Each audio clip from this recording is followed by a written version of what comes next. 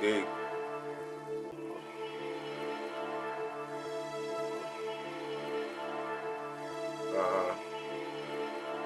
Yeah. Keep digging, keep digging, keep digging, go deep. It's the underground. Yeah, keep digging, keep digging, keep digging, go deep. It's the underground. Yeah, keep digging, keep digging, keep digging, go deep. It's the underground. Yeah, keep digging, keep digging, keep digging, go deep. It's the underground. Go deep, yeah, it's the underground. Drop a bomb, yeah, everybody get down. Matter of fact, yeah, it's a touchdown. Get jiggy, yeah, in the end zone. Yeah, ask your girl, I'm in the friend zone. First down, yeah, I'm in the red zone. Can't stop this, you better watch this. Call in to the show, talk your shit. Keep digging, keep digging, keep digging, go deep. It's the underground. Yeah, keep digging, keep digging, keep digging, go deep. It's the underground. Yeah, keep digging, keep digging, keep digging, go deep. It's the underground. Yeah, keep digging, keep digging, keep digging, go deep. It's the underground. Yeah, you know what it is, baby. It's your host, Filthy Rich, man, in the Underground Sports Show. We live all the time. You know this, man. Call into the show, 412-407-2744. Talk your sports, talk your shit, because that's what we do here on the Underground, baby. Yeah, we always live all the time, so do your thing, man. We got a great show tonight, man. Whole bunch to talk about, man. Great night in Pittsburgh. Penguins, Pirates. It's all good, right? Yeah, we're going to get into that, man. We're going to get into a whole bunch, man. Everything I've seen around the internet, you know what I'm saying? And we definitely going to get to the Steeler focus, man. You know how I do, man. It's the Underground Sports Show. Tuesday night, freestyle show, baby. Let's go. Yeah. Yeah. Yeah.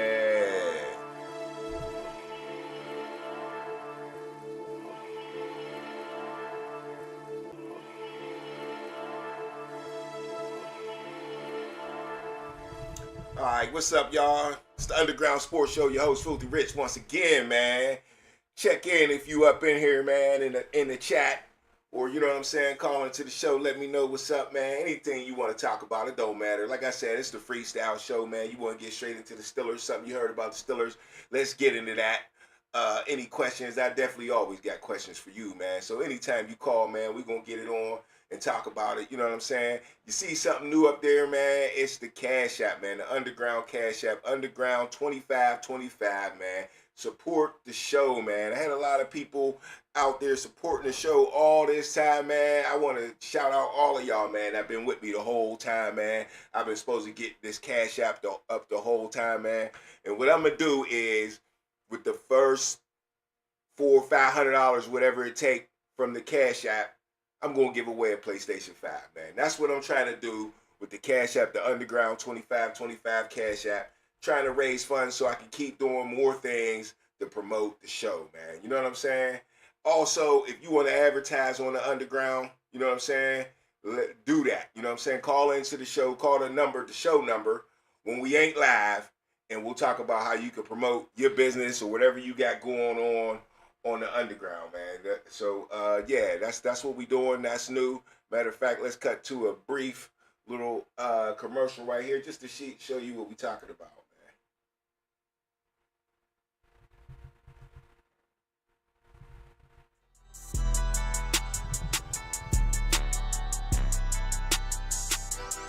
Like I said, you want to promote on the Underground, let's go. Cut It Out Landscaping.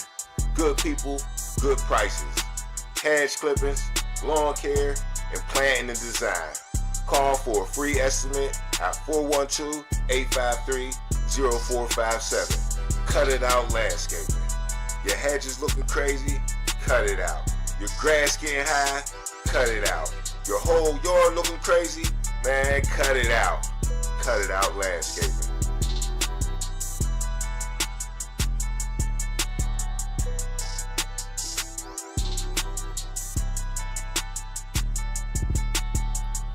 Wow, yeah, well, you heard it from him, man. If your grass is looking crazy because it's that time of year, man, it's getting hot outside, called Cut It Out Landscaping. You see what it is. All right, man. Once again, let's talk about it. Pens, Pirates tonight. Both with big wins. Both blowout wins. Hey, we needed that one here in Pittsburgh, man. Pirates was looking bad. Maybe they can win this series. They already lost one to the Reds, but now we get one back today. 8-3. Didn't even really see the stats or nothing like that. Seen the score. I'm with it, man. You know what I'm saying? I'm hoping I'm wrong about this Connor Griffin thing, man. I thought the Pirates was not doing a good thing by giving us Connor Griffin. Pirates is what, like 1-5? But we just got a victory today, 8-3. The bats came out against the Reds, man. Let's see if we can get another one coming up soon here. And then we come home on Friday for the home opener. Who's the home opener against again? What we doing here? Who is the home opener against? Let's see.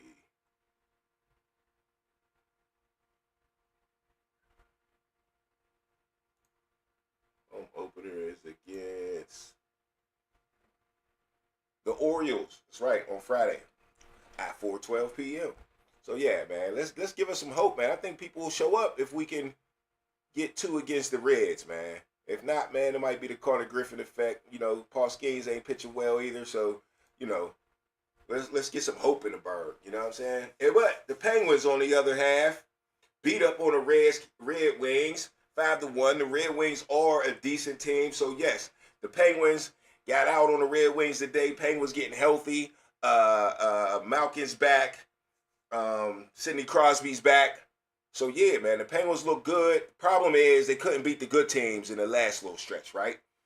But we also had a problem with the injuries, right? Malkin wasn't good. Crosby wasn't good. So, yeah, the Penguins is getting healthy. But you see my question of the day, man. Can the Penguins hold it down? You know what I'm saying? Can the Penguins hold it down and go through this little payoff push and make the playoffs, man? Because this is a tight race, man. They ain't letting up on the Penguins just yet, man. Even though they look good tonight, they got the Lightning coming up here pretty soon. Right now, we sitting back in second place. We was in third place. We beat the Islanders the other day, who are back in third place. Now we beat the Red Wings. So, yeah, we took our spot back. Islanders a game back, but we still a game back from the Hurricanes, man. But we just went through a couple losses to the Hurricanes. Hurricanes just look like a much better team than the Penguins. But we didn't have much rest or our best players. So we shall see. We also got the Panthers twice coming up. They're in last place in the Atlantic, so we should be able to handle them. Let's see what the remaining schedule look like. We got about 7 games left. What? Or 8? 1, 2, 3, 4, 5, 6, 7. 7 games left for the playoffs, man. Let's make it happen. But like I said, it's a tight race. They ain't going to give it to us, man. They ain't going to give it to us at all. I think out of these last 7 games, we at least need to win 5. At least. Got the Caps twice. The Lightning next, and the Panthers twice, man. We should be able to handle that. What the Jersey Devils looking like? We got the Jersey Devils and the Blues in between that. The Devils is down in second to last place, and the Blues in the Western Conference, second to last place too. So yeah, not a tough schedule. Like I said last time we had some Penguins talk, not a tough schedule at all for the Penguins, so we should be able to handle this. We have full blast. Everybody seems to be playing well. Hey, man, the ice is melting out there. The Penguins is hot. Penguins is hot. All right, let's get into it. Let's talk NCAA. Some NCAA basketball, man. Let's talk about it. The Final Four is set. Final Four set right here. We got the Illinois and UConn coming up on Saturday.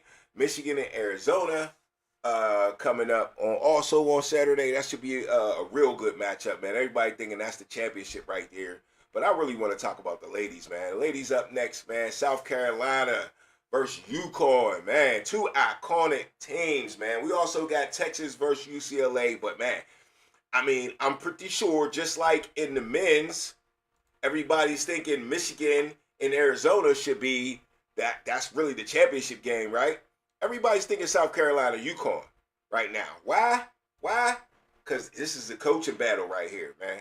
Big time coaching battle between Dawn Staley and Gino Aramon. I always mess up his name, but y'all know Coach Gino, man. Coach Gino been at Connecticut forever dominating, man. Anybody got anything to say about Coach Gino, man? You know what I'm saying? He's been coaching the ladies for a long time, man.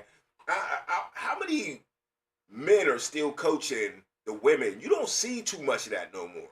Now, this dude been the coach since 1985, dog. And, I mean, he's just dominant, man. Dominant, right? But Dawn Staley's on his ass, man. Dawn Staley ain't fucking with him. Let's see what Stephen A. Smith got to say about Gino, man, because he got a lot to say. Let's see what he recently said.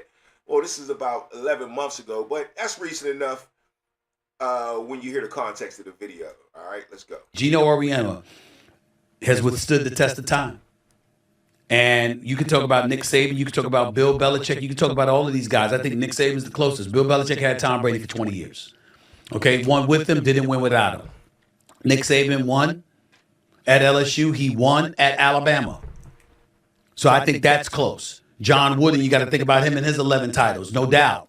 But when you look at Gino Auriemma and the span over which he's won, over 4 different separate decades, I don't think there's any question that he is the greatest coach in American history. Man. His resume says so. Man. The test of time says so. His recruiting ability says so. His basketball acumen says so. And the fact that his players never leave his program. NIL exists, you know, just so Olivia Miles decided to depart from Notre Dame. Let me tell you something. Anybody think about leaving UConn? This is Storrs, Connecticut. Ain't nobody think about leaving? Because Gino Auriemma is there. That's why. It's just that simple. Congratulations to the GOAT of basketball coaching. That is Gino Auriemma. All right. Well, you see what Stephen A. Smith had to say, right? But, hey, man, I'm telling y'all, there's other ways to look at that right there, man. There's other ways to look at that because Dawn Staley, I don't think Dawn Staley's feeling that, man. Dawn Staley been running shit for a while, man. You know, UConn played them this weekend as March 31st, 2026. UConn and Coach Gino holds the 10-5 overall record against the South Carolina coach Dawn Staley, okay? That's the history of it. While Coach Gino dominated early in the series, though, Staley has won 5 of the last 7 matchups, including the 2022 National Championship victory, marking her as the first coach to beat him in a title game, man. So, man, shout out to Dawn Staley. Shit, shout out to Gino, too. He's definitely been the man for, for 40 years, 45 years or something like that. That's crazy, man, since 1985, bruh. But, like I said, Dawn Staley got something to say about this, bruh. She is one of the last, what did you say, 5 out of 7 matchups. So she's gaining ground on that 10-5 record, right? She's gaining ground on that against South Carolina. And if he stays in long enough, man, and she could be the most dominant coach ever. Everybody knows South Carolina, they some ballers. You don't want to see South Carolina. You just don't want to do it in women's basketball. So, look, man, the women's championship got all the hype, bruh. It's got all the hype, just like the men's. You got Michigan and Arizona, 2 classics, and you got South Carolina and UConn, 2 classics, man. This one's about that big coaching battle, though, man. That's what I want to see right there. When's the dates? For the women, us goes Friday, so the championship is probably what, Sunday? The men will probably go Monday since they play Saturday. Yeah, that'll line it up. We'll be able to see the women on Sunday. I'm feeling that, man. I'm feeling that. All right, let's get into something different here, man. Still getting it twerking here, man. We're going to get into my Steeler focus in a minute here, but we got to talk about Jaden Ivey, man. Jaden Ivey, cut from the Chicago Bulls. If you don't know the story, he said some, basically, you know what? I'm going to just let you hear what he said, man. We're going to Ivy live first, and here we see he said on his podcast, he said some, how I want to say it, he said some things that the NBA didn't like and got himself fired from his team, okay? We all can say something at work and get us fired. But let's listen to what Jaden Ivey had to say real quick, and let's hear it out. Then we'll get into the article and go from there. That the world can proclaim. Now, this is on Jaden Ivey's own YouTube page, social media, whatever. He's probably on TikTok or something. But yeah, this is on his own old social media site. So he didn't do it at work. The world can proclaim LGBTQ. Right?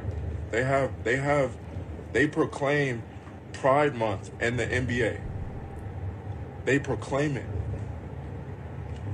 They show it to the world.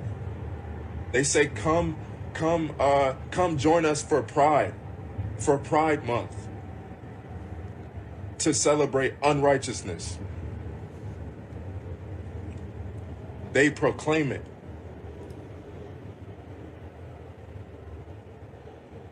They proclaim it on the billboards. They proclaim it in the streets. Unrighteousness. So how is it that one can't speak righteousness? How is it one that how are they to say that man, this man is crazy? Yeah, so basically the NBA did not like what Jay Navi had to say about them promoting Pride Month, okay? Because he got fired.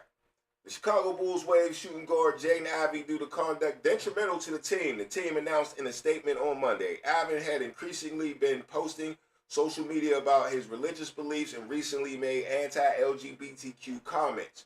The Bulls' decision reportedly came after he criticized the NBA for celebrating Pride Month, which he called unrighteousness, man.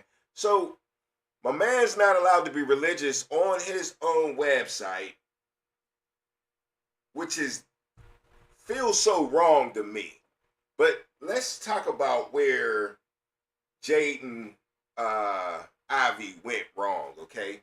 Now this ain't where he went wrong, but to start out with though, if Jaden Ivey was somebody else, he probably wouldn't be fired, right? Somebody more popular, somebody more demanding, somebody a better basketball player. You understand what I'm saying?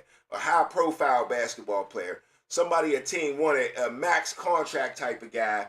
You're not cutting him.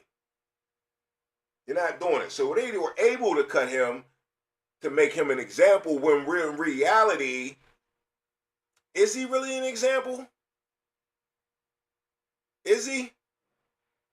In a way, yeah. If you're scared, yeah. You're scared to say what you want to say, he is an example. But to some people, that's not going to scare them. And obviously, he wasn't scared to say what he had to say because of his feelings. Prior to the team's game against the San Antonio Spurs on Monday night, Bulls coach Bill Donovan explained the decision to waive Ivey. He said, just inside the Bulls, we have people of all different kinds of backgrounds. Donovan told reporters, whether it's coaches from the top or it's always been we're all going to work all together. We're going to accept each other. We're going to be hardworking. We're going to be respectful. And we're going to be professional. There's certain standards I think we want to have as an organization to live up to those each and every day, okay? So, Donovan he explained for the rest of the team that we got people in the building that come from different backgrounds or do different things or make their own decisions on how they want to live, and it's disrespectful to him, so he got to go. That's pretty rough, man. I mean, for him to be expressing what he feels like in his religion off of campus, but I guess, like they say, man, social media can get you jammed up. Saying stuff in public can get you jammed up. It just don't feel right, though. That's just how I feel about it. Don't feel right. But where he was wrong, let me tell you, where he was wrong is what he did not. He did not have to include the NBA when he was talking about that. Once you just keep saying NBA, calling out your employee, that's where he went wrong. Now I'm hearing his family won't talk to him. His wife won't talk to him. And it could be two reasons. They could feel the same way he feel, but feel like he is not smart for saying it out loud, right? Usually the people that flock together, they kind of, you know what I'm saying, got a lot in common. Not always. No guarantees on that. But they might just be mad because he fumbled the bag. You're in the NBA. Now nobody's going to want you. That's basically what this firing means. You'll never play in the NBA again because they promote pride. And this is why, truly, I got things like this Cash App up now. It's because I don't want to be monetized. I don't want to be controlled by what I got to say. No one does. It feel like it's not freedom of speech. Now you don't need to say hurtful things. Maybe you will pay for things like that. But on your own platform, it just don't feel too right to me. Like I said, but his mistake was calling out the NBA, man. He didn't have to do that. And that's where he's getting jammed up, and that's where it's looking legal. You know what I mean? To any, if he want to sue or anything like that, he ain't got nothing to stand on. But he stood on business, though. He stood on what he believed in, and that he definitely did. Now, next up, I got some things from Trevion Henderson, man. Trevion Henderson that plays for the Patriots backed him up, though. Support to Ivy. Patriots star running back Trevion Henderson expressed support for Jaden Ivey, okay? So here's the story here. In response to Ivey's release post on X, Henderson wrote, "Blessed are those who are persecuted for the righteousness' sake, for theirs is the kingdom of heaven." Matthew 5:10, he's saying that's the scripture, right? Henderson followed up with another scripture. "For a time is coming when people will longer listen to the sound of wholesome teaching. They will follow their own desires and will look for teachers who will tell them whatever their itching ears want to hear. They will reject the truth and chase after myths." 2 Timothy 4:3-4, something like that, right? So Trevion Henderson is even sticking his neck out there. A young rookie running back. If you're not familiar with Trevion Henderson, you should be if you're on the underground. You know what I mean? But he's a budding star. But his religion and his beliefs still jump out in front of my man Ivy to support him. A man just got fired and you turn around and support him, you almost risked your job. One thing he didn't do is call out the NFL, though. It's one thing he didn't do. Like I said, that's where Ivy made his mistake.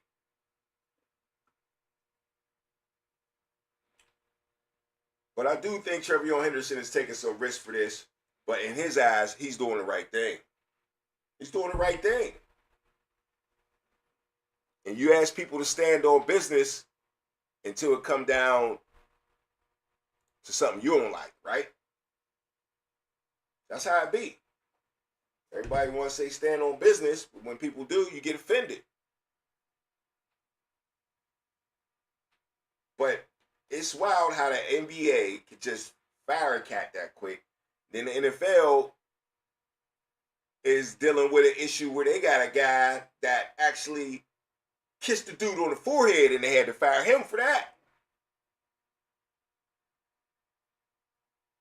And that was a sexual harassment type of situation.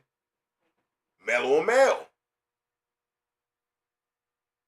So you got a contrast here between the NBA and the NFL a little bit. Now, sexual harassment is sexual harassment. That's where Christian Wilkins is messed up. And I said the same thing. I doubt if he ever gets a job again. He's cooked. For those reasons. But it still says they don't want that in their locker room. When you just heard Bill Donovan say, we accept whatever, and you got to deal with it if you're going to be here in the league because we got people all this and all that and all this.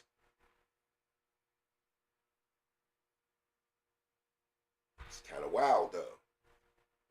Definitely kind of wild. But yeah, man, it's a big story today. Because you just see a brother lose his job, man, over, you know what I mean? Some words maybe he didn't have to say out loud, man. I got to agree with that part. I mean, I I get where he's coming from. But damn, sometimes your tongue get the best of you, huh? Is that what it is? Sometimes your tongue get the best of you. All right, man, let's get into our Steelers focus then, man. You won't get off the BS and talk some Steelers real quick. Hopefully get us some good content here, man. If you're in the chat, man, hit me up. Hit the like button. Subscribe to the channel. All that good stuff like that, man. First thing I want to talk about, look here now, Pittsburgh. Look here. This guy right here, man. We all know this dude, right? Long time in the NFL, middle linebacker, Super Bowl champion. I want to say, did he win one with the Rams too? Is he two-time Super Bowl champion? Let me check it out. I can't remember. Did Bobby Wagner win Super Bowl with the Rams? No, Bobby Wagner didn't win a Super Bowl with the Rams. He played. All right. Yeah, they lost, right? Either way, my Pittsburgh Steelers looking for a middle linebacker, at least in my thoughts. I don't know what they thinking.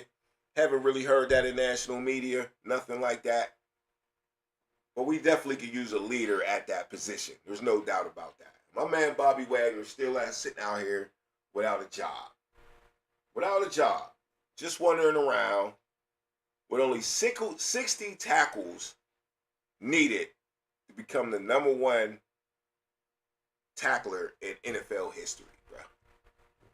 Still a free agent, though. Was a great Seahawk. Was a really good Ram. And really was a really good Washington Commander last year. He really was. He's a leader of men. You know where people to be. The only problem is he's really a 4-3 linebacker.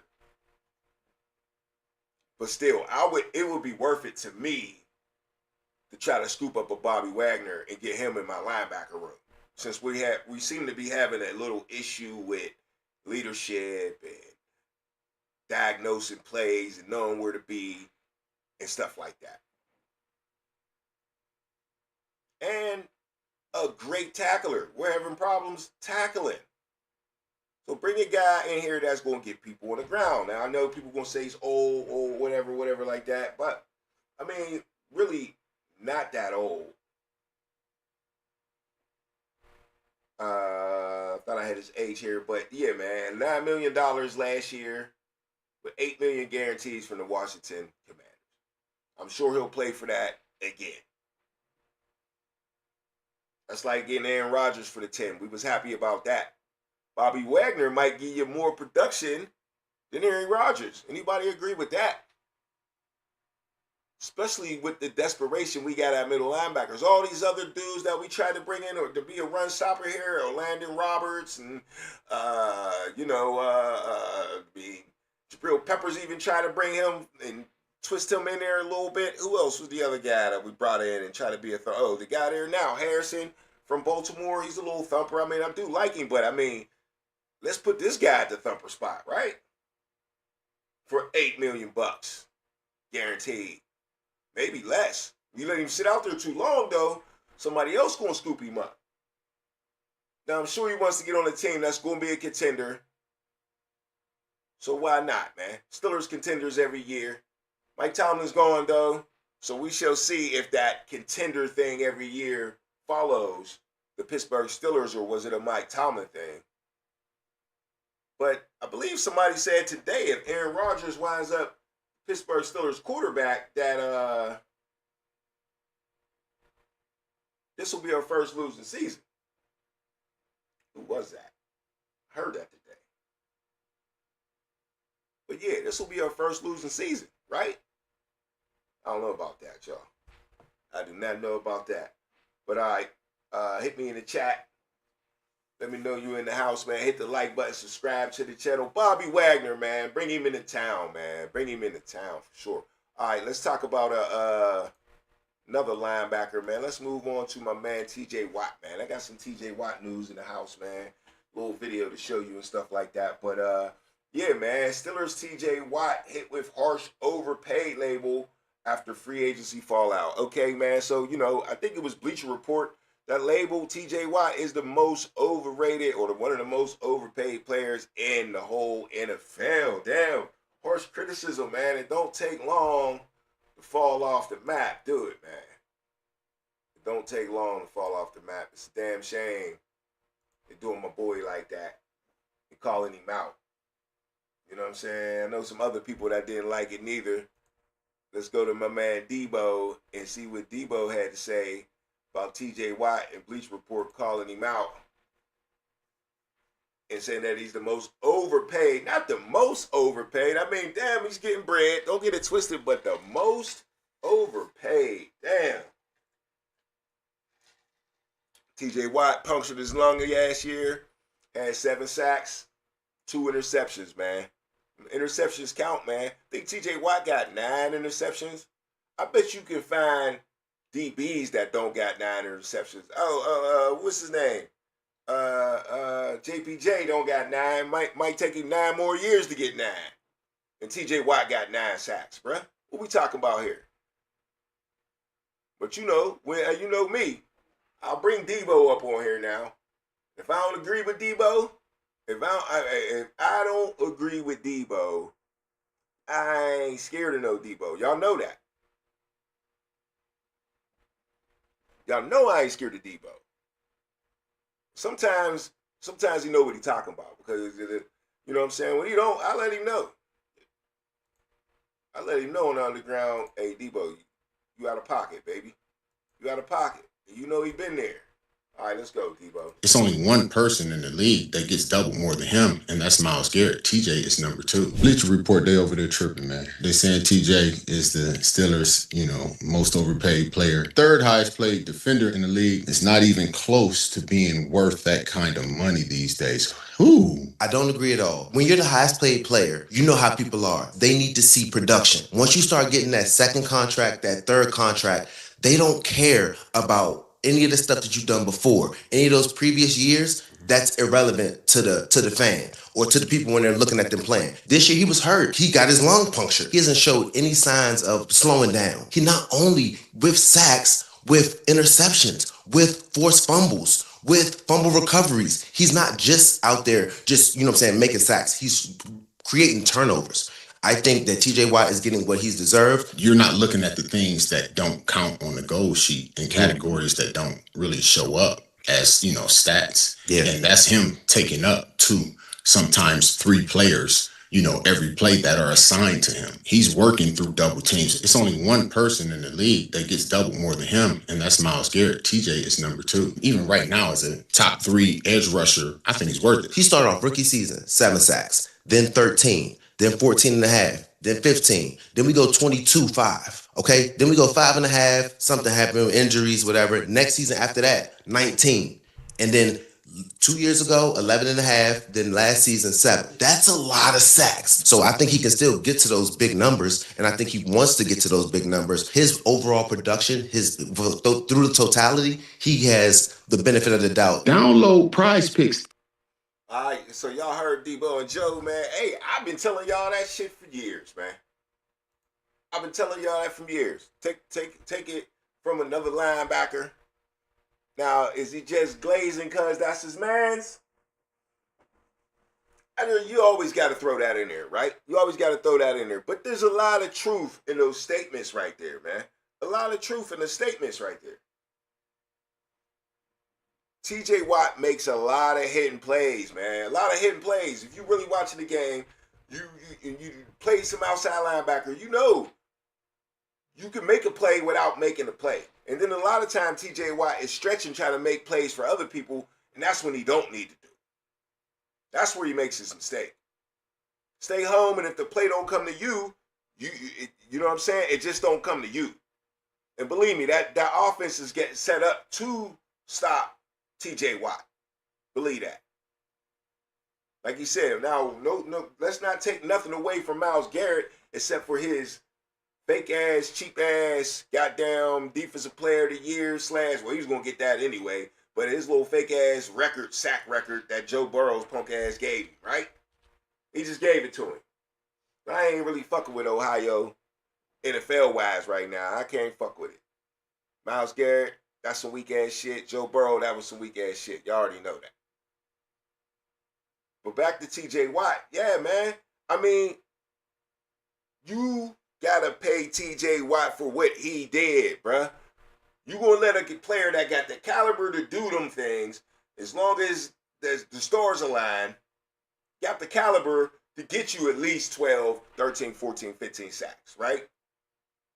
You're just gonna let that walk out the door and knowing he's gonna get you turnovers, he's gonna make a timely play.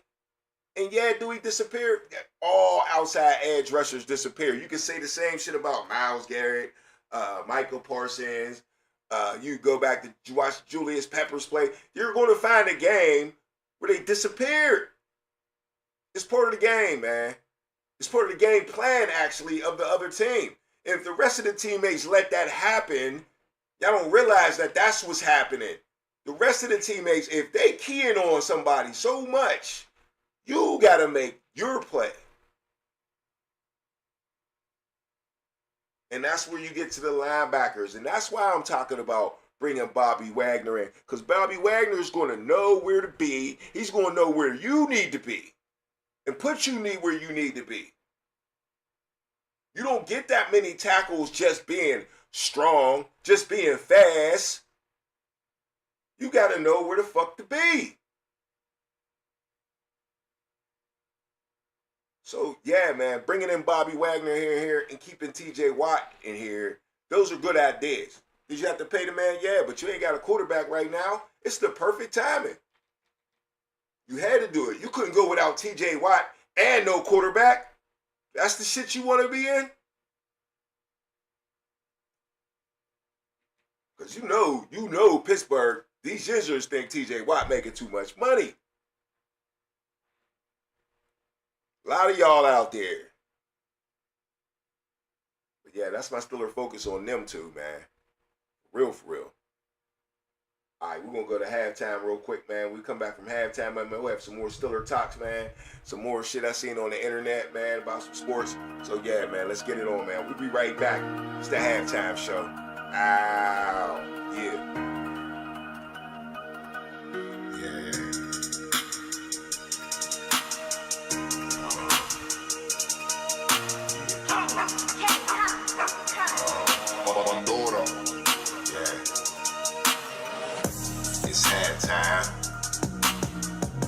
It's halftime. I'll be right back. It's halftime. It's halftime. It ain't over yet. It's halftime. It's halftime. I'll be right back. It's halftime. It's halftime. It ain't over yet. It ain't over till it's over. Pull back, run you over. It's the halftime show. We need a turnover. Pick six. It's your boy, Filthy Rich. Turn me up in this bitch. Hit the like button. That's the right button. Call in to the show if you know something, but you probably know nothing. Not my fault that you're playing for the wrong team, wrong scheme. Strike you out like Paul schemes. It was all a drink and never gonna win a thing. Nah.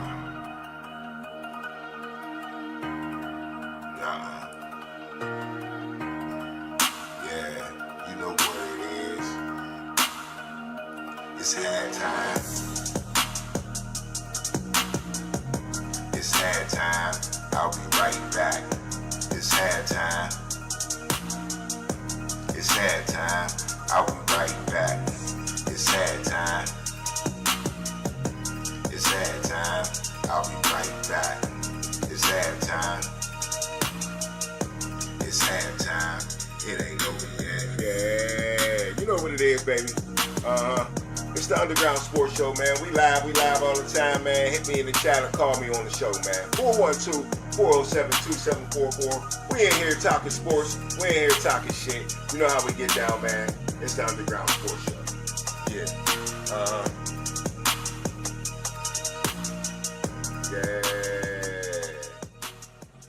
Yeah. You know what it is, man. It's the Underground Sports Show. Appreciate y'all being in the house, man. It's the halftime show. We're going to get back on our Steeler focus here in a minute, but a little bit more I seen on the intro and that real quick. You know what I'm saying? My man from Alabama. Now, y'all peep my man from Alabama squatting 805 pounds? 805 pounds. I couldn't believe it when I seen it, man. Let's listen to him say it. Matter of fact, here we go. It says, Trenton, Alabama running back Daniel Hill confirmed today that he can squat 805 pounds. I've always been able to squat a lot. I really don't know how to explain it. They threw it on the bar, and I did it. All right, man. Matter of fact, my man's a big dude, too, man. Let's see what he got to say about it. Yes, I did do that, and the process, I mean, I've always been able to squat a lot. I say it just, I don't know, it just happened. I really don't know how to explain it. Just, they threw it on the bar, and I did it. Yes, I did. Dude, a running back, bruh. These running backs, man, you know, Saquon Barkley was good at the squatting. Who else? What other running back? Go there. I bet you Barry Sanders can squat. I don't know no other dudes really talking about it other than Saquon Barkley showing off when he get his squat on. You know what I'm saying? But yeah, man, that's something I seen on the internet. Had to share that, man. Here, let me. What's his name? Hold up. And said yes, I did. Daniel Hill. We gotta look out for Daniel Hill, man. You know how Alabama still got that tradition, man. They still got that. They ain't got the coaching no more, but they still got that kids want to go there vibe. You know what I mean? So yeah, it's still SEC. They still gonna get some players.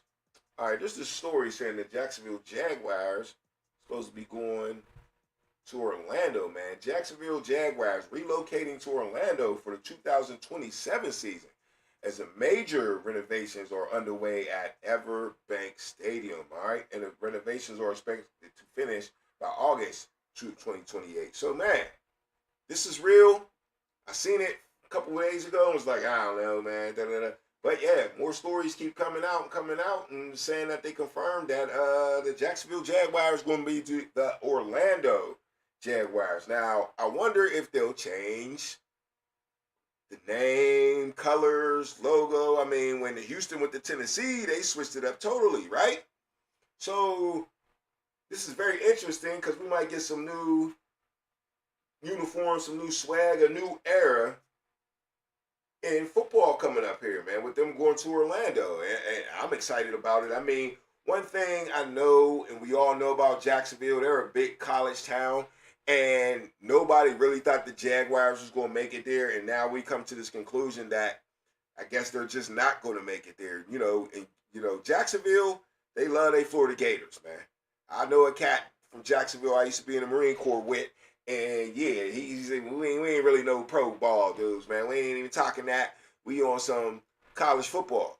It's Gators versus Seminoles. You know what I'm saying? That type shit. He was from the Spurrier days and all that good stuff like that. They had that pride. And I'm feeling like they still got that pride. So the Jaguars, if they ain't good, it don't matter. But the Jaguars always been half decent. I never really understood the crowd being so flip-floppy. They've had problems for years. The Jaguars filling up the stadium when they're not a good team. And it's like most NFL fans, man, they support no matter what, right? They get into a city and they support no matter what. But this is the problem the Florida teams got. And the California teams got that. It's just the great state. Weather's good all the time. There's always something else to do other than sit in the house and watch a TV or sit down and watch some people running around. I could be running around. You know what I mean? So that's how they feel in Florida, some parts. In California, that's definitely the problem, right? You got to be good if you're in Cali or it ain't going to work out for you, right? But they'll love you if you're a winner now. They'll love you. But yeah, so, hey, interesting. Jacksonville Jaguars in Orlando with a primetime player like Travis Hunter. See if he could really be primetime, man. You said the Whopper is the... We're gonna talk about that. We're going to talk about that another day. If Travis Hunter can get back to... I mean, he ain't really did nothing in the NFL, so can't say get back to that, but can he start turning in and looking like the player that he was supposed to be, right? All right, let's get back into our Steeler focus, man. McCarthy, man, and Aaron Rodgers, man. It is a lot of stuff going on, man.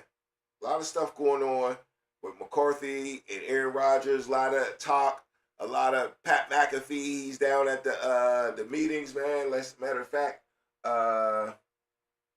they're down at the what's it called? The owners meeting, right?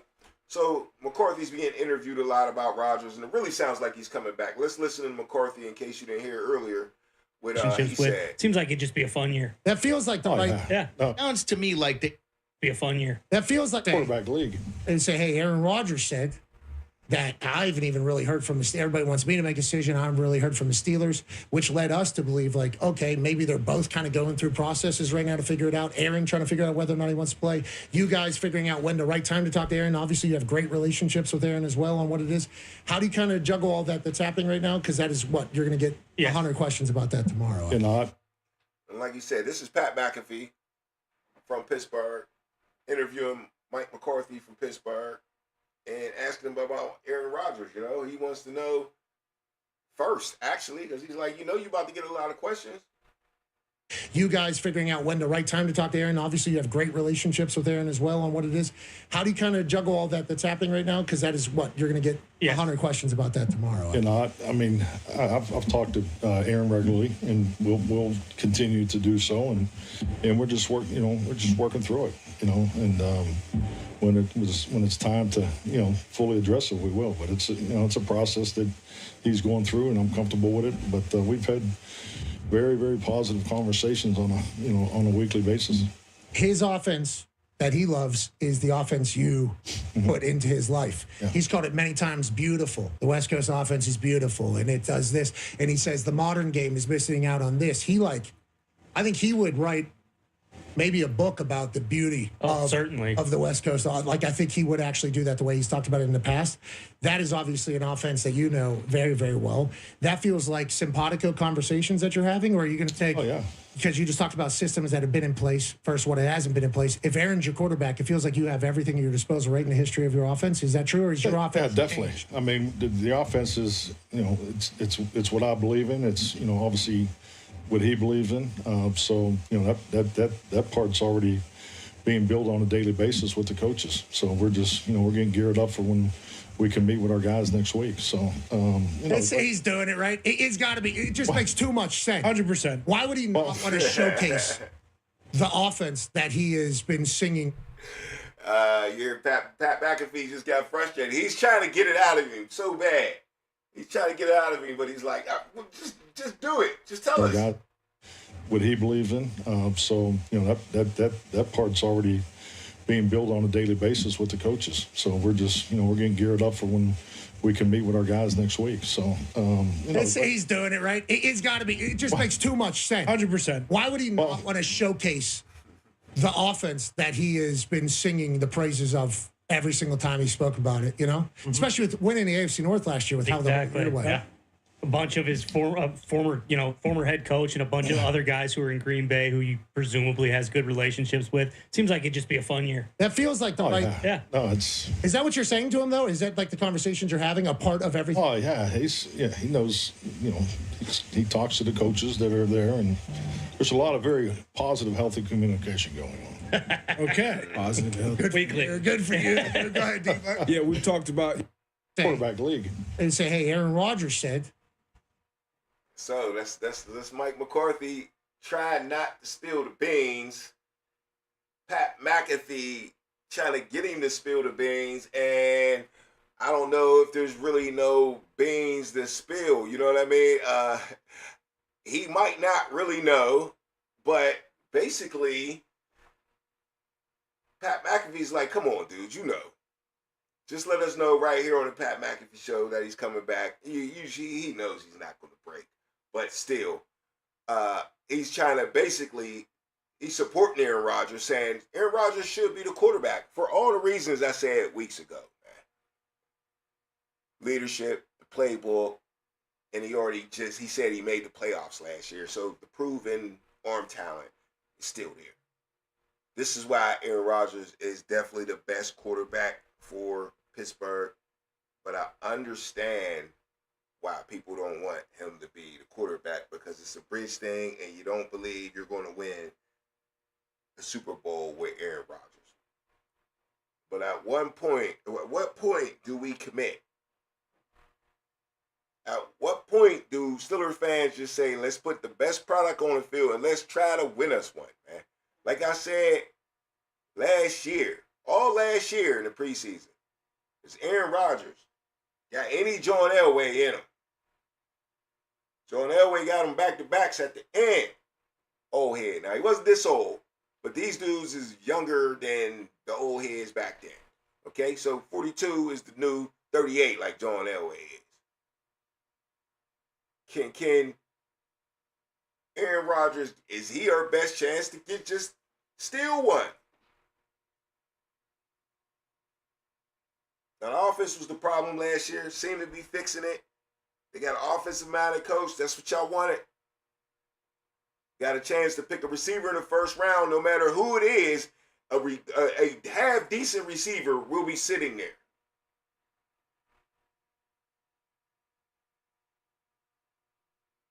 So he can, the lights. So you can make the city happy and get what you need at the same time. That's the route the Steelers can take.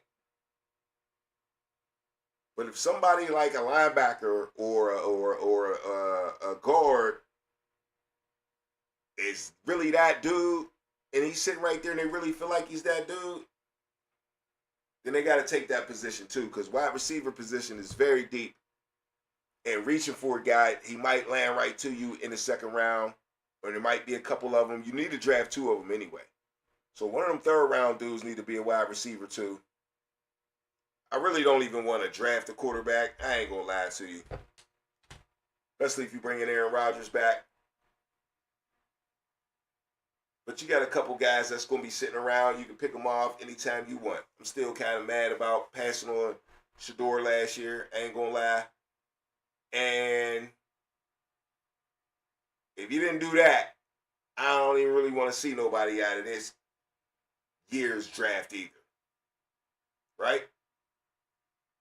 Even the second best guy, I'm kind of cool on because you got Will Howard sitting right there. You selected him and decided to go with him last year. That's what you got to run with. So no quarterback needed unless Aaron Rodgers ain't coming back. You just pick a guy, at least for a camp body, whatever like that. But yeah, man, like Pat McAfee and Mike McCarthy said it without saying it. Aaron Rodgers is the best quarterback for this team. Unfortunately, that's not what the fans want, so it's hard to support it. People are hard. They don't. It's going to be hard for them to support something that they don't want for whatever reason. That's how we built here in Pittsburgh. I'm thinking about. I'm supporting it, just like I supported it last year. Will my support mean that it's going to work? Hell no. That ain't up to me. But it does give us our best chance to win. I believe that TJ Watt and Cam Hayward deserve to have the best option on the field so that they can win a playoff game, win a championship with their defense. Got to scratch each other's back. If that defense is going to be good, the offense got to be well and decent. It's got to move the ball. It's got to score when it's supposed to in today's game. So to give them the best chance and make them look better, you got to move the fucking ball, man. You got to fucking move the ball. And hitting the reset button just might be wasting another good defense, man. Because that defense was pretty good last year if they could have scored in some certain games, man. When that offense ran up against some juggernauts, it wasn't there. Was it some of Aaron Rodgers? Of course it was. But we know it was definitely other problems. Like play calling. Now, I'm not saying Will Howard can't do it. We just know Aaron Rodgers took us to the playoffs. We know he's going to know the system. And he's just going to be more veteran savvy than a Will Howard. Steelers might not even start Will Howard. They still might start Mason Rudolph. I can see the Rooney's doing something like that. No guarantees or nothing, but I can see him. Unless he just wows you in the preseason, which we haven't even seen yet from Will Howard. We haven't even seen that. And I'm not saying this to knock Will Howard. I promise you. I'm not. I'm a Buckeye fan. I'm a Will Howard fan. I'm just being realistic. He's still a rookie. Do you expect us to get 2 Big Bens off tops? That's not common. What Big Ben did is not common. Y'all talk trash on his defense. Y'all talk trash on the O-line. Y'all talk trash on the wide receivers. What is going to make Will Howard into some great quarterback? Because you do understand what made Big Ben into a great quarterback, right? Right away? You do understand it wasn't just like him. Did he make good decisions? Yes. Did he not turn over the ball? Yes. Get that. And that's what a lot of people saying is it's all Will Howard got to do. Well, but you've been talking shit on the defense for 3 years. So that's not all you got to do. And being a game manager is cool, but you got to be a good game manager. Some of the game managers, you're just trash game manager. Mr. Trubisky, trash game manager. Kenny Pickett, trash game manager. He was a little better than Mitch. But me and my man was talking about Charlie Batch earlier. That's the game manager. Charlie Batch would come through in the little clutch real quick. You still need to come through in the clutch even though you're the game manager. So there's going to be a point in the game where it's on you because you the QB. So yeah, man. Old man Rodgers looks like of course it's not set in stone. One of the issues and that I haven't even really heard from. The biggest issue might be this, man. It might be this. Aaron Rodgers asking for $30 million, right? That's what Aaron Rodgers is looking for. $30 million from the Steelers. And that rumor came out via Charlie Batch, who I was just talking about, right? But I could see Aaron Rodgers asking for $30 million. Rich, why would you say Aaron Rodgers should get $30 million? Most people say, hell no, right away. And I ain't saying give him the 30, but it's definitely not ridiculous. It's definitely not ridiculous. But let's go to well, I got the image here. I'm just trying to find it. How much these quarterbacks is really out here making.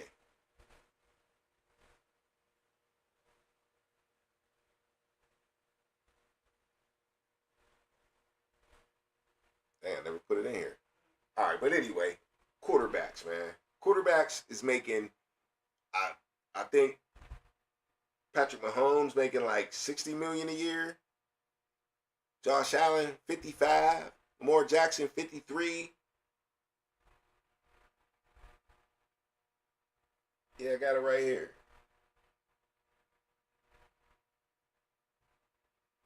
Yeah, Josh Allen, 55. Trevor Lawrence, 55. Joe Burrow, 55. Brock Purdy, 53. Sean Watson, 46. Jalen Hurts, 51. These dudes making some bread. So Aaron Rodgers asking for 30. That's still lowballing. Bruh, that's still lowballing. So it sounds ridiculous because he's 42 and maybe you didn't like what you seen last year. But once again, still Steelers' best option. Now they got a bargain. He went for the low the first year. I did you the love shot from the door. I did you the love shot. Now he's like, I'm going to need a couple of dollars because I proved that I made y'all a better team. But did you really? Did you really? Now, it did look better on offense than it has for the past 3 years, but the results were the same, and you kind of choked in the clutch, man. You choked in the playoffs, couldn't score against the Texans. You choked in the Cleveland game, couldn't score against Cleveland. Those is what the Steeler fans is looking at Aaron Rodgers and saying, bruh, 30 million? 30 million? We were happy with your performance last year. But we already want to move on, and then you want to take money out of the rest of the team, right? But 30 million is still the low for QB, y'all. Who is making 30 million though? Sam Darnold's making 33 million a year. What's won a Super Bowl? He's got low ball. Kirk Cousins making 45 still. Jared Goff 53. Tua 53. Jordan Love's making 55. Now, Aaron Rodgers is definitely better than Tua. Not better than Jared Goff, but Kirk Cousins, yes. Sam Darnold, probably not. Baker Mayfield's also making 33, probably not, but still getting that type of performance. Daniel Jones, man, Steelers probably take Daniel Jones right now. A lot because of the youth, though. But Daniel Jones ain't like that much better than Aaron Rodgers, even an old-ass Aaron Rodgers. They ain't beat us. He definitely shook up in the clutch. T.J. Watt was in that ass. Y'all forget that, how T.J. Watt turned the tide in that goddamn game. Y'all forgot that. Didn't you? But yeah, man, it's the Underground Sports Show. We're going to take a break real quick, go to a quick commercial, man. Like I said, if you want to advertise on the Underground, man, hit me up on 412-407-2744. When we not live, man, and you can get your advertisement in too, man. So, yeah, we'll be right back.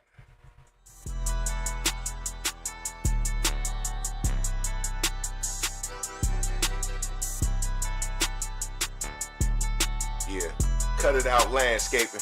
Good people, good prices. Hedge clippings, lawn care, and planting and design.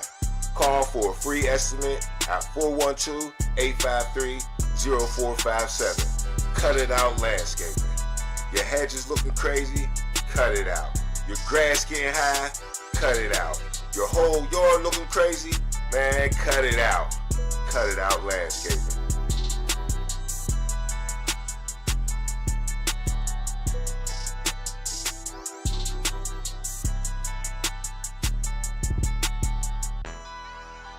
Yeah, it's your host, Filthy Rich, man, of the Underground Sports Show. Appreciate y'all coming out, man. Hit me in the chat, call line live, man. 412-407-2744. It's just the Tuesday night freestyle show, man. You know how we get down. Look like it's about to go down, man. Thunderstorms coming. Wind advisory and all that good stuff, man. It's midnight, man. 12:02 on the Underground, baby. Yeah. Let's get back into some Steelers, man. Let's get back into some Steelers. Y'all see the Cash App at the bottom, man. Support the show, man. Underground 2525 on Cash App. Support the show. Don't matter if it's $1. Don't matter if it's 50 cents, man. Support the show because we want to give away a PlayStation 5, man. PlayStation 5 right away. I want to give a PlayStation 5 away by week 4, man, so we can get enough donations. Support the show on the Cash App, Underground 2525, man, so we can give away a PlayStation 5 to promote the show, man. You know what I'm saying? Help us get off the ground here on the Underground Sports Show. We appreciate everybody, man. Hit the like button, subscribe to the channel, definitely, if you like what you hear, like what you see. All right, man, let's get back to McCarthy, man. Down at the meetings, we had some rule changes and stuff like that that was supposed to happen down at the meetings too. How did my stuff get erased? I hate when it happens. You ever get that? You just, damn. As soon as you go to do something, it ain't there. All right, but anyway, rule changes. They thinking about 18 games. Thinking about changing the onside kick. There was, you could only do the onside kick at the end of the game. You couldn't surprise the onside kick like right at the beginning of the half, like the Steelers did in the Super Bowl. Who else did it in the Super Bowl? The Saints did it in the Super Bowl. They took that away. It's already enough to do it, but then they taking the sneaky part out of it. That's not cool. So they're thinking about bringing that back. Tush push ban again a little bit, and they talking this NFL flag football crap too, man. I told y'all that's the new wave, man. They gonna push that. But McCarthy also talked about Jaylen Warren and Rico Dowdle, the combination we got in the backfield. Let's listen to that real quick. I love the fact that their play styles emulate each other. So that's what I was real excited about with Rico. Having to work with Rico.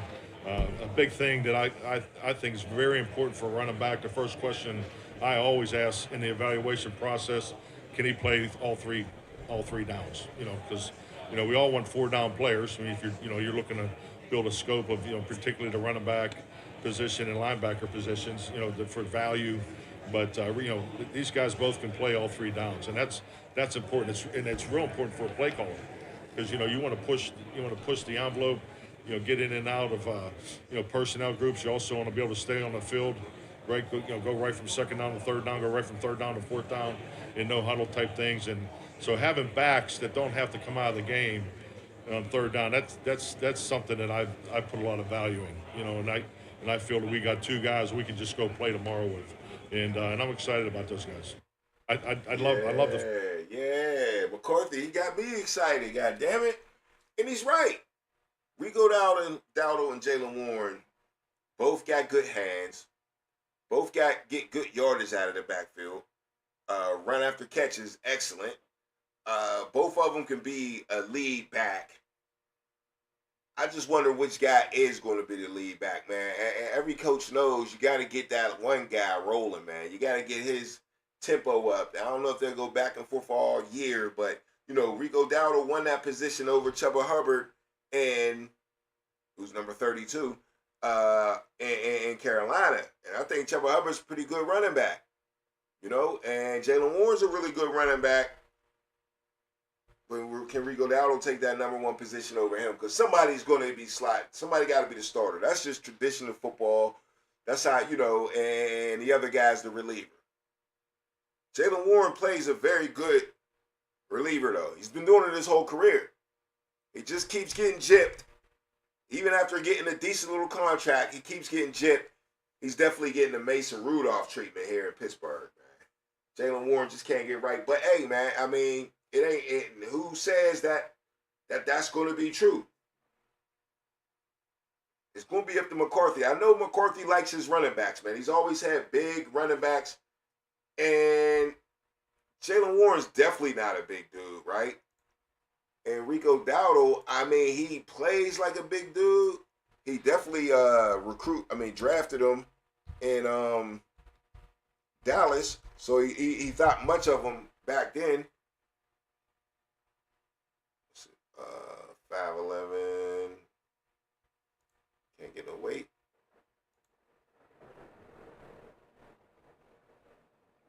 Come the storm, baby. Oh, there you go. Yeah, 5'11", 215. I mean, that's not huge at all. Runs tough, just like Jalen Warren, but still like a downhill type of back. Now, Najee Harris, on the other hand, as we talked about him the other night compared to Rico Dowdle, Najee Harris got to be close to 240.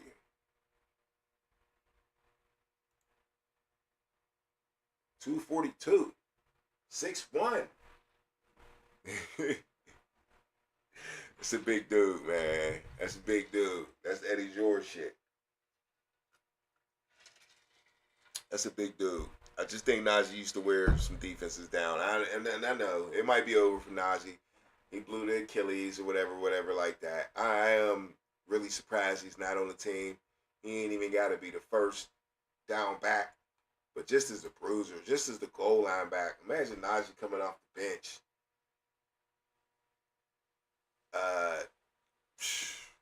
You ain't taking Najee as the third back right now? Right now, $2 million. Najee Harris be the third back, the goal line back. Well, we got. You rather have? What's the draft pick's name? Anyway, that proves to you right there. Najee Harris need to be the guy.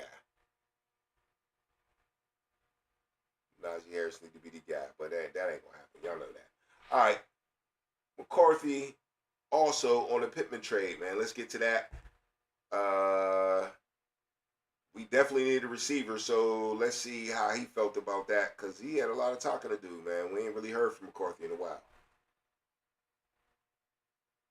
Mike, you guys traded for Michael Pittman. How do you kind of envision he and DK working together, and what was it that you... Now, she's hard to hear, but she's saying, asking him about Pittman.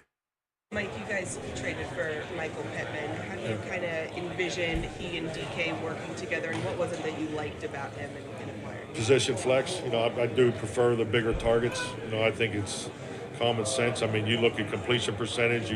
You want your quarterback north of 70%. You want the ball distributed. You know, you want 55. You know, combination of completions and rushes to be 55 plus a game. So those are things that I believe in of how you're going to play on offense, and that's why, you know, tight ends, big tight ends, the target. You know, it's easier to throw these passes than the ones out there. So. Well, to me, it sounds like the Steelers got everything Mike McCarthy wants. Got the running backs he likes. You got, you know, you got some big tight ends. He said he like big tight ends. And he got big wide receivers. He's like big targets. So it sound good. It definitely sound good. It sound like a plan. Sound like you got a plan. I tell you that. Sound good.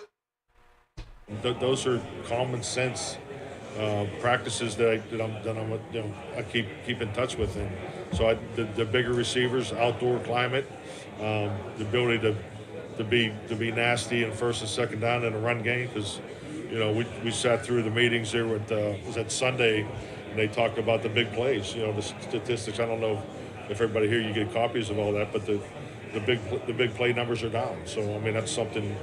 As a coach, you're always looking to try to enhance your big plays, opportunities on first. We definitely need that. We definitely need that. We need some big plays in Pittsburgh. Because we got some playmakers, man. Jalen Warren should be doing more, man. DK Metcalf should be doing more. Pat Freiermuth should be doing more. And Rico Dowdle should do what he always do, man. Can we get one of them 200-something yard games out of Rico Dowdle for us, like he did against Dallas? A guy had 200-something yards, you should win the game. But yeah, Mike McCarthy, once again, talking about Pittman, but really talking about the whole structure of the team. And I truly like this dude right here, man. I'm liking the way his philosophy's coming. Because we did need an offensive jolt, man. No doubt. Did I want to see Mike Tomlin go? No. But bringing this guy in is definitely bringing an offensive jolt. And I'm an offensive type of guy. I didn't want to blame everything on Mike Tomlin. He was just catching some bad coordinators that I don't know if he really had control over getting in here. Honestly, I can't see me wanting those guys that were there. He went from worse to worse.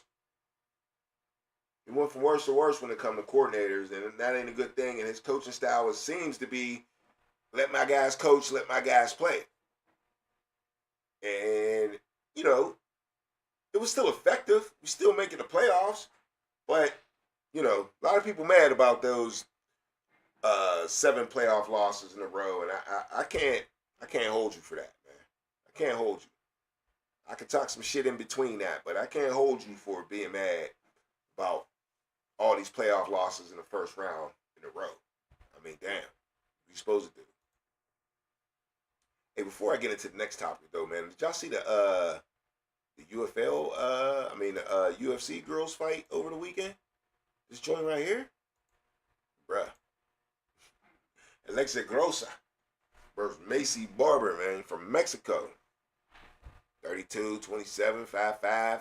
Both of them, 126, 125, 66, 65. Look like an even matchup, but... Underdog, 5 years older than Macy Barber out of Denver, Colorado. Both athletes 5 feet 5 inches tall, small 1-inch edge and reach. For Grasso. Tonight's live fight odds are powered by Polymarket. Trade tonight's fights live exclusively on Polymarket, subject to eligibility. Download now. Chance of Mexico for those in support of Alexa Grasso. 3-piece combination there.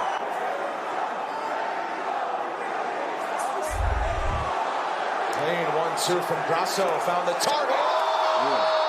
And then Alexa. Unbelievable. Quickly. Whoa! Do you believe that? To go to the choke like that was gorgeous. Goodness. She didn't even skip a beat till she got that choke. She didn't need a choke, she was out. Whoa. That's crazy. Hey, Grasso. Oh, boom. Oh, it was a straight left. Button. Man, on the button, it was a left hand. It jumped the neck. That's crazy. I mean, this fight is over. Check hook. Left hand, I mean, nasty. Southpaw versus southpaw stance. I mean, she just jumps her back, strangles her. But the fight's already over. Like, basically. How you get knocked out and strangled at the same time? I mean, Macy Barber's done. The moment Macy hits the ground, she's done. But sometimes they wake back up, so you gotta go for the kill the way that you just saw Grasso do that. You have to. Because if she wakes back up, you got a long fight on your hands. Over there. And that's the ref's job to stop everything else. And of course, Grasso jumped the back of Valentina Shevchenko when she threw the spin kick. Declared. Man, hey, that was ugly, bruh. But, you know, I checked on the old girl, man. She said she's okay. She's definitely okay. She's in the hospital. But that was looking crazy, man. For a second, man, she like laying there like looking like a little lifeless. That wasn't cool. But you think about it, getting knocked out and then choked out at the same time, man, it ain't gonna be a good effect on nobody right there. Jeez. That was a little ugly. But yeah, I just wanted to know if y'all checked that over the weekend. That was wild. But let's, matter of fact, let's go back to the video, man. Go back to, I gotta get on my boy Steve Smith, all right?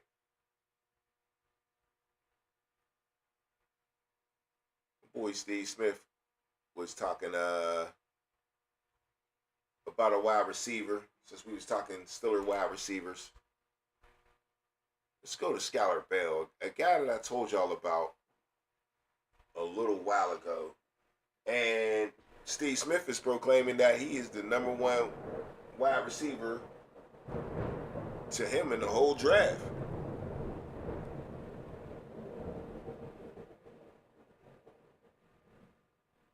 That was a lot right there. But anyway, thunderstorm coming through. So let's keep getting on the underground, man. Yeah. This Skylar Bell kid, I really liked. Led the NCAA in receptions. How much yardage did he have? We'll see right here. They'll show it right here, matter of fact. Let me just let the film roll. But like I said, this is Steve Smith show. And basically he breaks it down, man. Let's get into it.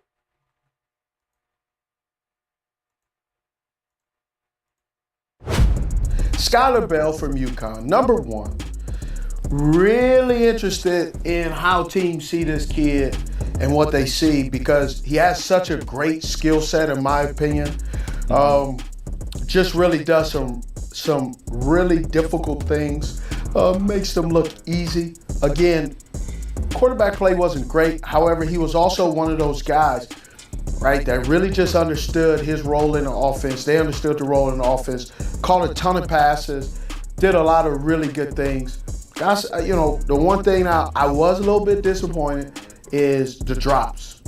I was really disappointed after you see the drops, but other than that, really good kid, really good in running his routes.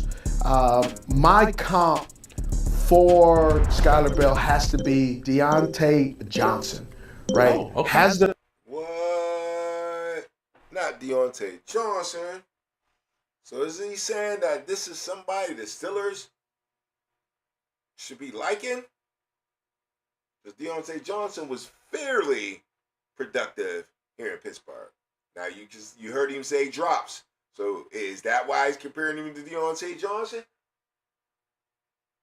Is that why? Because, you know, y'all hated the drops by Deontay Johnson, even though I was on the squad, man. I thought he was a decent wide receiver. You know what I mean? He made his Pro Bowl. And if he could have kept his head on right, he might have been all right. But let's keep listening to Steve Smith and see what he got to say about him since he want to compare him to Deontay Johnson. The ability to separate, gets in and out of his breaks, can really show some flash that you're just not really expecting to see out of a big guy, but he does it well. Scale your marketing with Base 44 Super Agents. No setup time. Yeah, what I loved about it was, you know, he plays 13 games this past year. He stayed at UConn, by the way. He ends up not transferring anywhere. Did not take the $500,000 offer out of the portal. I hit him up, but didn't get a reply, so I don't know what happened. We'll find out. Maybe he didn't see it. Thanks Because for it's surprising taking- he didn't get back to you, Steve, because when Yeah. he was classed at the Combine, who are your favorite players to watch? Who do you see? He said, I got 4 for you. I got 3 current guys, and I got 1 former guy. Do you know who the 1 former guy he had? Oh, it has to be Jerry Rice, since I just played golf with Jerry Rice, man. You did just play golf with Jerry Rice. I got some pictures. It was awesome, man. It had to be awesome. Oh, it was super awesome. It had to be outstanding. But listen, his guys were JSN, Jamar Chase, and Stephon Diggs. His that's pretty good. all-timer, Steve Smith Sr. He said Steve Smith Sr. was an absolute dog. What he was able to do to create space. Now, maybe that's why this is Steve Smith's favorite wide receiver. He kind of gave him a compliment. But, hey, I mean, I don't know if Steve Smith's that type of guy. I don't think he is just going to rank a guy just because they gave him a compliment and let him kiss his ass. I don't see that. But, hey, dude's a decent receiver. Let's keep going. Get physical, win downfield. I mean, we went on and on about Steve Smith when he was at the Combine. One of my all-time favorites is Steve Smith Sr., man. What he was able to do, man, is undeniable at his size. Being able to play above the rim, make people miss, running over people, he did it all. But what we saw was, and why teams are intrigued by Skylar Bell, is the production. 13 games, 101 catches, over 1,200 yards, almost 1,330. That's what I was talking about. Deontay Johnson type numbers. Deontay Johnson went to the Pro Bowl with 107 receptions, about 1,200 yards, and 13 TDs. Now, you get 101 receptions, you think you should have a lot of yards. Okay, but possession receiver, they don't really do too much to the yak. They just get first downs, man. And that's where them 101 catches come from. And then he get in the end zone 13 times. That's a lot of productivity. I'll take that. Now, we got a lot of capital in the draft. We got plethora of wide receivers. Yeah, this guy, I ain't saying this guy to be the first round guy, but this could be that guy in our 3rd round. And Steve Smith said he thinks he's the best wide receiver out of the whole draft. He said it's his favorite wide receiver. I don't know if that means the best, but favorite. But I think he's a dude that probably can be productive. If he can run routes, man, they saying he's a route runner. That works in the NFL. It works. 13 touchdowns. And then he goes to the Combine. He runs a 4.4 flat, a 41-inch vertical, which was 5th among wide receivers, 11.1 broad, which was 4th among wide receivers. Now he's 6 foot, like 192-ish type range there. Teams love Steve Wright when they see production, and then they go, oh, now we have measurables. They love checking all their little boxes and putting it together in a sense. And you were right. When I talked to a couple of teams, they were like, listen, I mean, because of the quarterback play, I'm just watching the film and the routes, like he should have had 7 more touchdowns. Like he should have had a lot more production that you would have seen if balls weren't underthrown, if balls weren't, exactly there. And he was, and I wanted to ask you about this, and how he's going to translate into the league, because he was the focal point of that offense. They lined him up everywhere. Every week, the idea was, how do we get the ball into Skylar Bell's hands in different ways? And he knew he was getting those targets, right? He knew he was getting those targets. Actually, he kind of said, I like that dog mentality when I'm just going to go out there and fight because I know I'm getting 10 touches. How does he translate now to the league when I don't think wherever he lands out of the gate, they're trying to get him 10 touches a game? All right, so yeah. That's definitely a good question right there, because that's what I was thinking while I'm watching that right there. Yeah, I mean, of course he ain't gonna get that over DK Metcalf, even Michael Pittman, but he ain't gonna have that personality when he comes in. He knows better than that. Any rookie knows better than that. But yeah, man, at the same time, he should have it back there burning in his mind that I want to be the number 1 guy at some point. That's the type of guy we need. And, we definitely looking for a route runner, right? We definitely looking for a route runner. Got to get first downs. Because DK Metcalf wasn't too good at that. Not that he wasn't good at all. Don't get it twisted. I'm not trying to knock a pro like that. But, some guys just got their things, I see him as more of a Johnny Stallworth. And, you got your Lynn Swan who's, getting all the first downs. Not that he can't score, but he's getting the receptions. That 101 receptions in college, man, you don't see that too much. And I know he's the focal point, but when you're focal point, people also try to stop you, and they can't stop you. That's saying something about your athletic ability too, man. It really is. So yeah, I had to get that in there from Skylar Bell. I seen that. It was like, yeah, I gotta share that and see what's up with that, man. But yeah, man, I appreciate y'all all day. Hit the like button, subscribe to the channel, man. The Underground 2525 Cash App. Like I said, we trying to raise money to give a PlayStation 5 away, man. So let's give away the PlayStation 5, man. Support the show. You know what I'm saying? And look, man, we looking forward to the draft. Looking forward to the Penguins. Can the Penguins hold it down and stay in the playoffs? And can the Pirates win back-to-back games in this small, short season where it feel like it's over already, man? If the Pirates can win back-to-back games, they're going to jump back on their wood, ain't they? You know they is, man. You know they is. But all right, man. It's the Underground Sports Show, man. We out of here. We'll be back on Sunday. Keep digging, man. You know how we get down. Ow.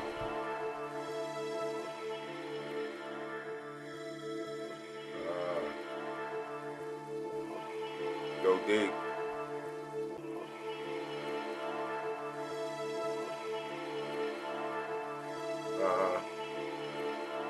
Yeah. Keep digging. Keep digging. Keep digging. Go deep. It's the Underground. Yeah. Keep digging. Keep digging. Keep digging. Go deep. It's the Underground. Yeah. Keep digging. Keep digging. Keep digging, go deep, it's the Underground. Yeah, keep digging, keep digging, keep digging, go deep, it's the Underground. Go deep, yeah, it's the Underground. Drop a bomb, yeah, everybody get down. Matter of fact, yeah, it's a touchdown. Yeah, jiggy, yeah, in the end zone. Yeah, ask your girl, I'm in the friend zone. First down, yeah, I'm in the red zone. Can't stop this, you better watch this. Call in to the show, talk your shit.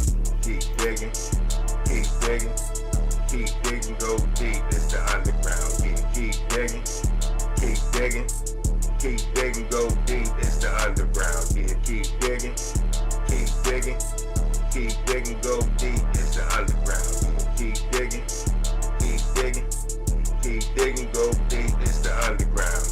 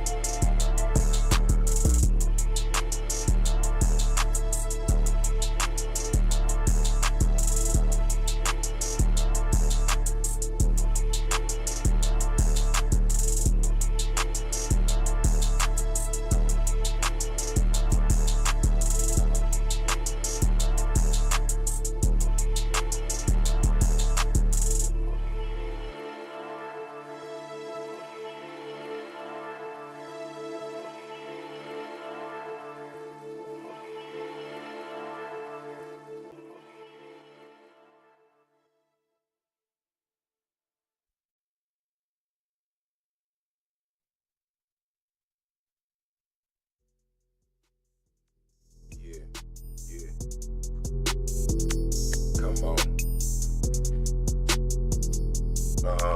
Yeah. I said we ain't even worried about it. I said we ain't even worried about it. And we ain't even worried about it. Yeah. We ain't even worried about it. Yeah, I said we ain't even worried about it. We ain't even worried about it. Come on, we ain't even worried about it. We ain't even worried about it. Yeah, it's the Underground. It's the Underground. See you when you come around. Don't be a stranger. I'm coming with the danger. I know you mad, but it must be your anger. Focus on the paper. Who you gon' pick in the first round? Underground sport. Time to break it down. Stay in your lane. I'm about to kick it off. Yeah, one more time. Yeah, I'm about to set it off. I already won the game before the coin toss. I said we ain't even worried about it. I said we ain't even worried about it. Yeah, ain't even worried about it. Yeah, I said we ain't even worried about it. Yeah, it's the Underground.